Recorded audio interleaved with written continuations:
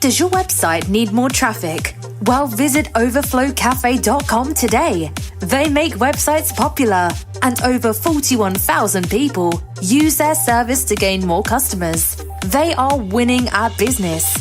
What about you? Visit overflowcafe.com today. Hi, this is your girl T with Rockefeller's Barbershop, located at 1733 Babcock in San Antonio, Texas. Whether you're looking for a haircut, a shave, braids, dreads, weaves, color, we do it all here at Rockefeller's. You can hit me up at 210-884-9046. That's for call or text. And on Facebook and Instagram at Takesha Williams. That's TAKESHIA William. And you're listening to us now on I Am Refocused podcast on iHeartRadio. You are listening to I Am Refocused podcast special edition with your host, Shemaya Reed. This podcast is designed to inspire you to live your purpose and regain your focus. Now, let's tune in into today's podcast. This is I Am Refocused podcast, and today we have an awesome show lined up for y'all. Before we get to our guests, I want to thank our sponsors. Top of the list, I want to thank Rico Rodriguez, the owner of Rockefeller's Barbershop. If you're in San Antonio, Texas, or you're on your way here to San Antonio, make sure you stop by 1733 Babcock Road and go get a haircut, man. Tell Rico I see what's up. I also want to give an awesome shout out to Miss Kim of River City Donuts, Baby Clinton of All Sports Speed and Conditioning. If you want to check out his profile and check out Coach Pop and some amazing clients that he's had, go to allsportsfitness.net. Again, that's allsportsfitness.net. I also want to give an awesome shout out to DW Brooks Funeral Home. And last but not least, if your website needs traffic and you're a business owner, you need to head over to overflowcafe.com. That's overflowcafe.com. They're 41,000 hot beat clients strong. So, without further ado, we have an awesome show with y'all for you guys. This lady is an actress, a voiceover artist, a musician, the creator of Allergy Actress Cooking on YouTube, and she also dabbles in filmmaking. And, you know, I can go on and on and on, but let me just hurry up and say her name. Miss Mary Beth, how are you doing? I'm doing great. How are you tonight? I'm awesome. So, there's so many things I can just go into with your bio. It'll probably take me about a couple of weeks. So, kind of give us a backdrop, you know, with your film background and music and all that great stuff that you're doing, the creative arts. Yeah, well, I'll just start off by saying my current project is a film series that I've written in regards to healing from trauma and healing from it. We're trying to change the narrative surrounding that, and the series is called I. And we're currently in pre-production and doing a crowdfunding campaign for that. And then my personal background, I started out in music and theater, doing it as a kid, and then all the way through college, I became a professional opera singer. I have 2 degrees in that. And part of what prompted me to create this series was a car accident that I had several years ago that ended my singing career because it damaged my nerves in my neck. So, you know, there was a big shift that happened at that point, and I ended up going into voiceover, film, and television, and being able to just continue my performing career in that way, and it's been pretty amazing. I just recently finished a pilot episodic podcast with the former executive producers of Harpo Productions, and they are now doing their own thing, and it's called Soul Full of It. So we just wrapped on that, and I don't know, I feel like I'm in it, you know, doing a lot of projects, and currently I'm just kind of wrapped up with I and what we're trying to do with that. That's amazing. And you also are into voice acting as well, with animated films, audiobooks, you know, games. No, I just, you know, you delve into a lot of stuff, man. That's who inspired you to be so creative in the arts, because that's pretty cool that you didn't stop after that car accident. You just kept on creating and kept on pushing yourself. What inspired you? Well, thank you. Yeah. I will say that it's an innate thing with me. I just always knew I was going to be a performer, and whatever way it happens, it's kind of happened almost organically. I feel like I was moved into my true calling, even though I went through a traumatic event. Being in film and television and voiceover has changed my life. It's been amazing. And I will say the person who inspires me the most is my mom. She is a musician, and I grew up hearing her teach piano at home and watching her perform on the stage. And, I've garnered a lot of my creativity from her, but my whole family is really creative. So I would say it's family first, runs in the genes. And then honestly, I'm just inspired by my team, the collaborators around me, the creatives around me. That I'm in Los Angeles, and it's teeming with creative people, so you can just feel the energy out here. And I think that drives me to keep moving forward. And with the project, the series, you're dealing with issues that people are not always ready to talk about. People who suffer with PTSD and trauma and stuff like that.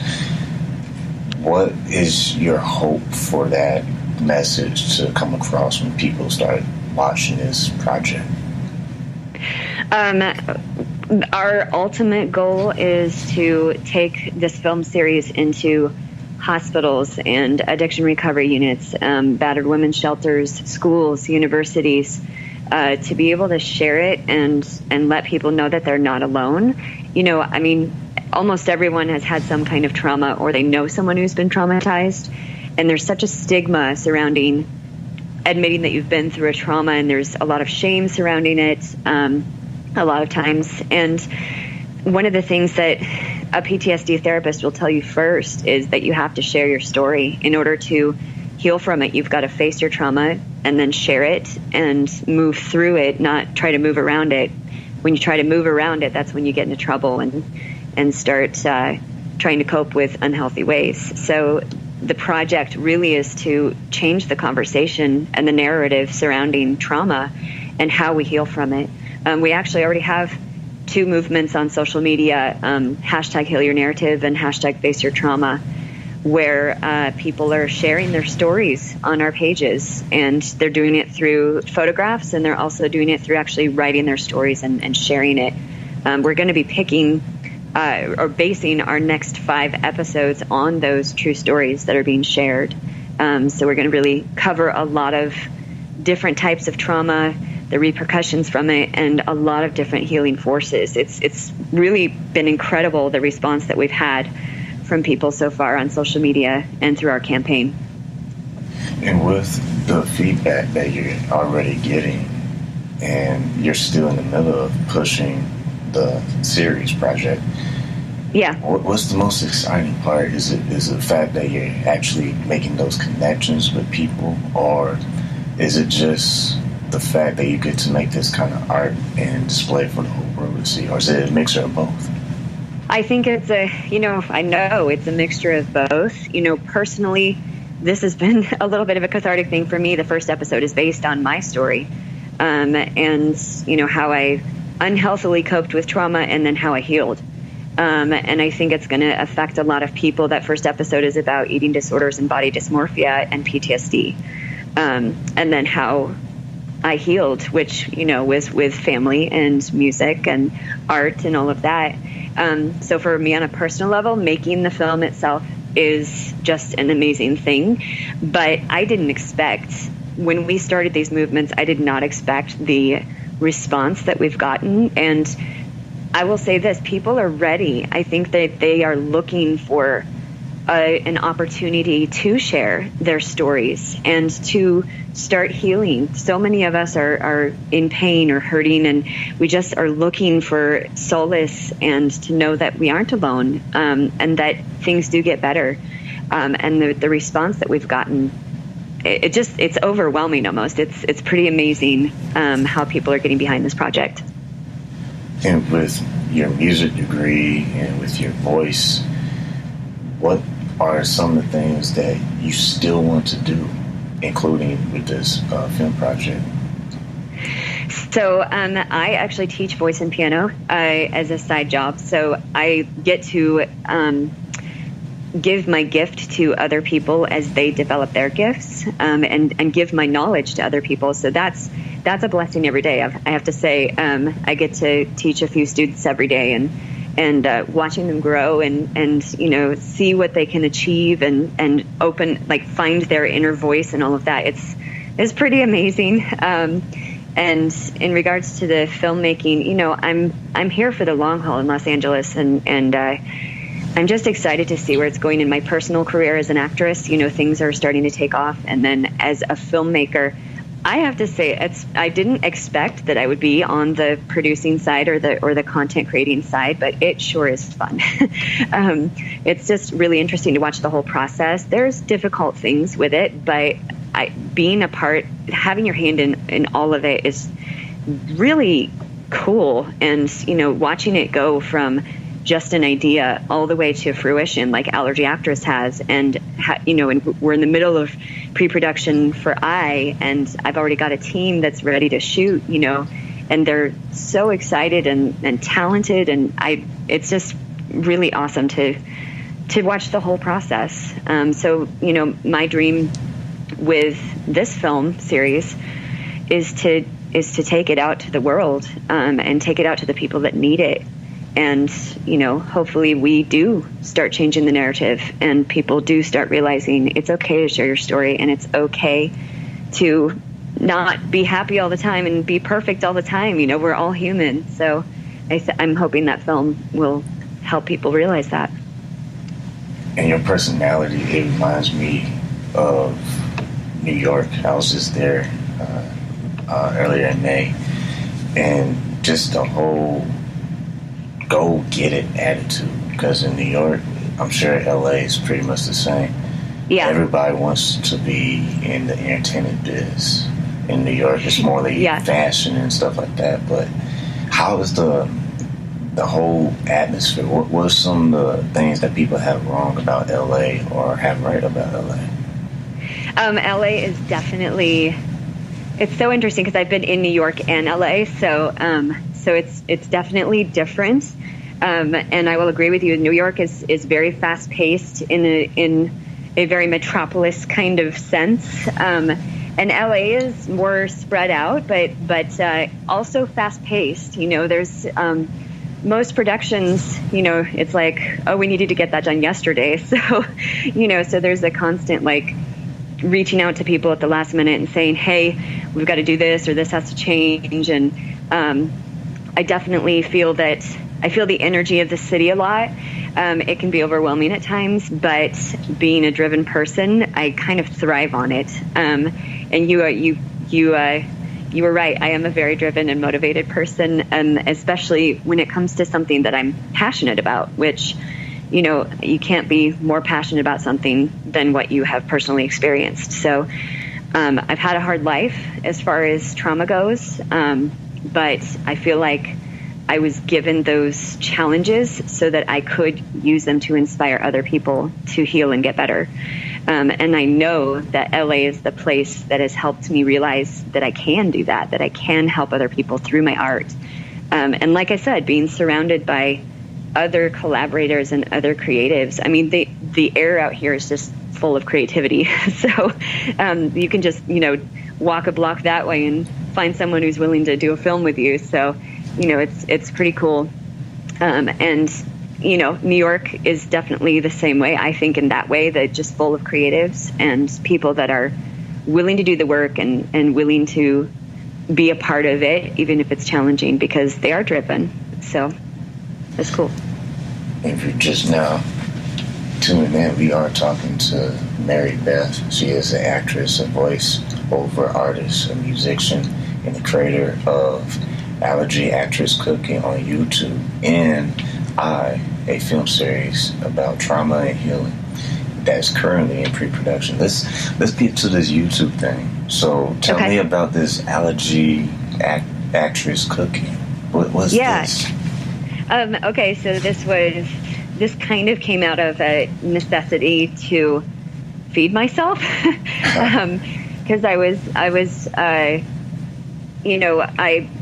diagnosed with severe food allergies in my early 20s, although I knew I had several of them since I was a child. And I was just sick all the time. One of the things that was a big trauma for me was medical trauma, and being in and out of hospitals and just having a lot of things go wrong while in the hospital because I kept having allergic reactions to things. And so when I was diagnosed, it was the best thing that happened, and also one of the worst things in my life that happened, because I essentially found out I could eat like nothing, at least I thought at the time. And it was a really hard time in my life. I became depressed, and I ate rice and broccoli for like 4 months while I was trying to figure out what I could eat. All my doctors, when they tested me, they handed me 7 sheets of paper with just lists of food on them that said that this is what you can't eat, and 7 sheets of 8.5 by 11 paper with just lists. And the doctor just said to me, you should probably try to figure out what you can eat. And I was just like, oh my God. And this coming from, this being spoken to a recovered anorexic, I was put in a tailspin. It took me a few years to kind of get myself in order with my diet and everything, and I did consult a nutritionist. But then I just realized how much I loved cooking and that it really brought me a lot of joy. And I also realized that a lot of people started coming to me and saying, gosh, my sister is just diagnosed, or, my son just got allergy diagnosis. How did you do it? We're in this spot where we just don't know what to do. We feel helpless. And I was like, I should make a show about this and, bring some joy to it. Because I'm, one of my strong suits is comedy. I'm really good at comedy acting. So I was like, I'm just gonna try this YouTube thing and see what happens. And so it was myself, just me and a camera in my kitchen. And I started doing the show, and flash forward to a year later, I had a crew and did a crowdfunding campaign that was successful. And we created 2 seasons of Allergy Actress Cooking.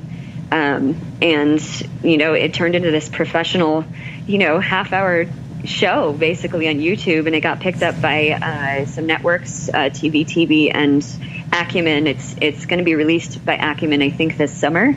And so, we've got 2 full seasons, and now we're waiting for funding so that we can do more seasons. But the response to that, too, was just pretty incredible.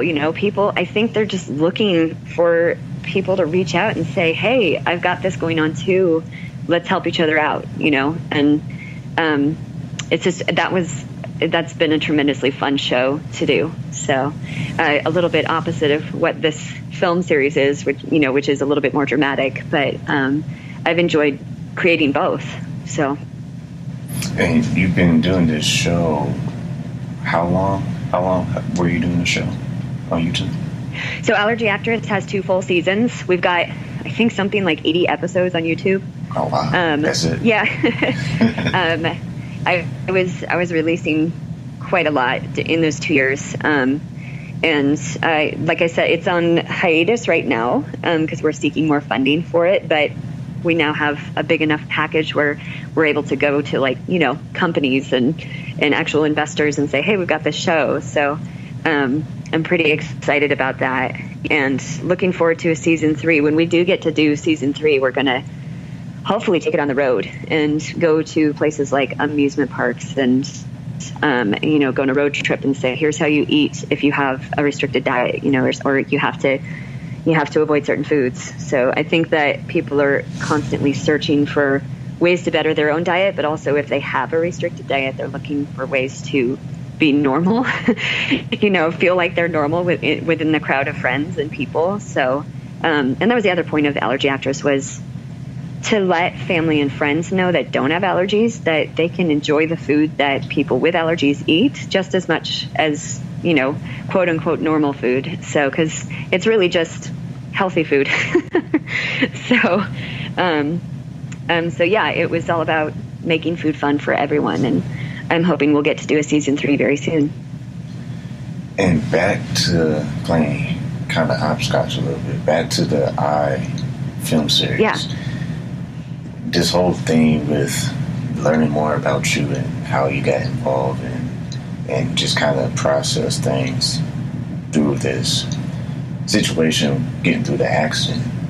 You never stopped the art, obviously, but you also kept this thing of looking at yourself the way you want to be versus the way you currently work.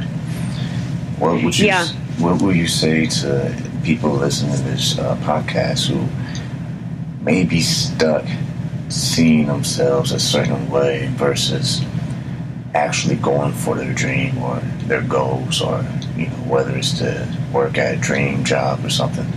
What's some words of wisdom that you would give to them to not be stuck anymore? Right. I think the first step is to realize that you're unhappy where you're at. You have to really take a hard look inside and begin to recognize what feelings you're actually having in regards to if it's your career or the place you live or the relationship you're in, anything like that.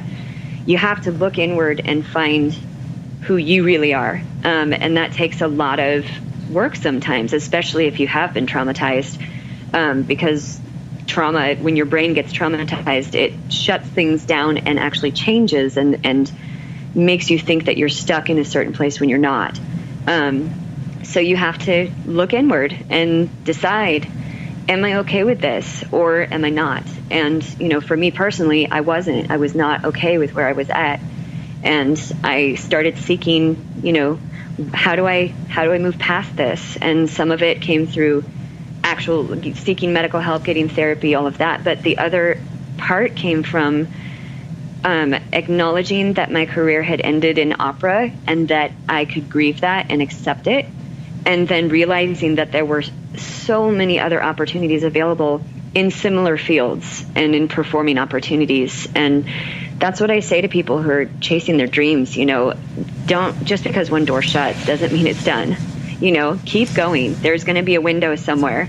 And if there isn't a window, there's going to be, a air duct that you can get outside. There's going to be some way for you to find what it is you are truly passionate about and want to pursue. And then the other piece of advice is, no matter how hard it gets, if this is truly what you're passionate about, don't give up. Don't give up on it, because you would be amazed. You may not get what you expected, but you'll get so much more than you expected. That's very well said. Now, when it comes to this project, and it's in the middle of the campaign, and it's still in the process of having major opportunities that for sure will be coming your way. When it comes to the big picture of your career, I'm going to ask this question. If you could work with anybody in the whole world and they were ready to call you tomorrow morning, who would that be? Oprah. Oh, man, that was quick. That's awesome. Yeah. Now why Oprah? I admire her so much. Just, she's been traumatized. She's been through so much in her life. And look what she did. Look what she's still doing. Look what she has done. And the fact that she now, has all of these shows that have branched out from her personal production company that's all about healing and spirituality and growth and, becoming okay with who you are. I just absolutely look up to that. And I think she's a savvy businesswoman. I think she's a kind person. I would love to say I've met her, but I just, you get a sense about people, and she just seems genuinely kind and gracious. And I think that's all qualities that make a person take off like she has, and that she helps so many people around the world. It's really something to aspire to, and I always have, and I think I always will. She is definitely one of my biggest role models. So you said something that was pretty key about just adversity. The fact that she did what she did with what she had. I think that's the key ingredient that most people overlook. They feel like they had to have something that someone else has versus just appreciate what you already have and make something of it. Yeah, absolutely. Like, you only get one life, so just make something of that life that you were given. Right, and it's about and realizing your own strength and knowing that you can get what you want with what you have, you know? We've been saying this on the podcast constantly now. It's been over a month. I made this statement, you know, an individual, their life that they have. When it comes to art, you know, their life is the canvas. And what they decide to do with their life, well, the action is the paint. And that's us leaving our mark on history, is putting it all on the line. What would you say when it comes to your story and how you're creating art to tell people about your story, show them your story? What would you say? I think you said it earlier, but just kind of touch on it again. What is the most important thing that you want people to get when it's all said and done?